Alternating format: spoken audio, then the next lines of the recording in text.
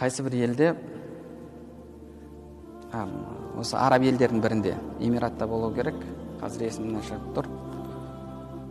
Университетте басқа елден келген қызметкер жұмыс істейді екен.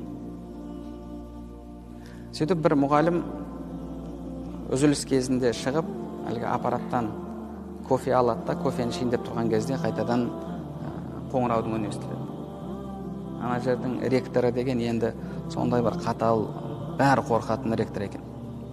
Кішкене кешігіп қалса айлығын қиып тастайды, басқа қылады. Енді бәрін жүрегіне сондай бір үрейді кіргізіп қойған. Сонан ішіп тұра алмай тыстық. Сол жерде полды сүртіп жүрген қызметкерге мына кофені сен іш деп қолына ұстатып кетті. Кейін бірнеше күннен кейін тағы бір үзіліс кезінде шығып тұрған кезде әлгі қызметкер келді дейді. Келіп, кофеңізге рахмет. Маған қазірге дейін ешкім былай бір кофе ұсынған емес, құрметіңіз көрсеткен құрметіңізге рахмет деп өзінің бағанағы ризашылығын білдірді дейді. Енді мен өзім іше алмай қалдым, қоңырау болып қалғаннан кейін саған бере салдым демейді ғой енді. Ары қарай әңгімеміз жалғасты дейді. Сөйтіп таныстық. Анау кісі айтты дейді, негізі мен бағанағы магистрмін деп айтты, яғни магистратура оқығанмын дейді. Сөйтіп басқа елге келіп, бағана еден жуушы болып жүр. Әңгімеміз жарасып кетті дейді. Кейін үйге шақырдым.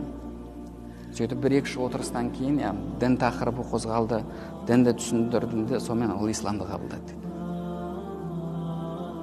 Сонда қараңыз, бір стакан кофенің себебі. Бір стакан кофенің өзі сондай бір хидаятқа себеп болып жатыр.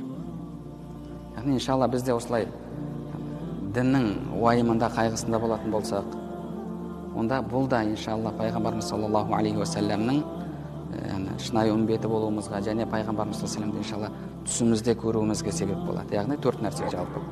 Біріншісі, пайғамбарымызға көп салауат айту. Екіншісі, пайғамбарымыз саллаллаху алейхи уассаламды жақсы көру. Үшіншісі, пайғамбарымыз саллаллаху алейхи уассаламның сүннетіне берік болу. Төртіншісі, осы діннің уайымында, діннің қайғысында болу. Иншалла, осы дінді жеткізсек, ақиқатқа жеткізсек деген жүрегімізде уайым болатын болса, және сондай-ақ пайғамбарымыз саллаллаху алейхи уассаламның сирасын оқитын болсақ, шамаилді оқитын болсақ, пайғамбарымыз саллаллаху алейхи уассаламның бағанағы сипаты жазылған, және сондай хасаис дейді, пайғамбарымыз саллаллаху алейхи уассаламның ерекшеліктері жазылған кітаптар бар. Осы кітаптарды көптеп оқитын болсақ, Алла тағала иншалла пайғамбарымыз саллаллаху алейхи уассаламды көруге нәсіп етеді. Иншалла, бұл дүниеде көруді баршамызға жазсын, пайғамбарымызға деген махаббатты Алла тағала баршамызға нәсіп етсін. Иншалла, ертең жұмақта пайғамбарымыз саллаллаху алейхи уассаламмен Фирдаус жәннатында бірге болуды Алла тағала баршамызға нәсіп етсін. Алла субхана тағала баршамызға пайдалы білім нәсіп етсін, білімдерімізге амал етуімізді және амалдарымыздың қабыл болуын нәсіп етсін. Субханакаллаху бихамдика, ашһаду ан ла илаха илля ант, астағфирук ва атубу илейк. Алла разы болсын баршаңызға.